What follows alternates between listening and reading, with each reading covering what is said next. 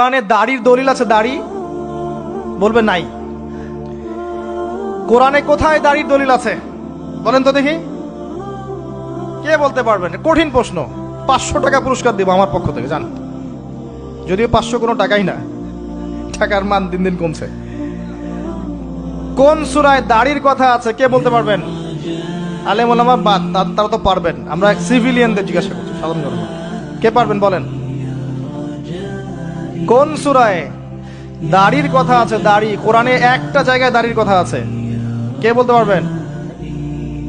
দেখছেন, আল কোরআনের আলো ঘরে ঘরে যা আলো, তাই না? স্লোগান দিয়ে কাজ হবে না ভাই, প্রত্যেক ঘরে ঘরে কোরআনওয়ালা মানুষ তৈরি করতে হবে, তারপরে আলো অটোমেটিক ঘরে ঘরে জ্বলবে ইনশাআল্লাহ। আচ্ছা যাক, আমার টাকা বেঁচে গেল। সূরা তহায় আছে। কোথায় আছে? সূরা তহার মধ্যে আছে।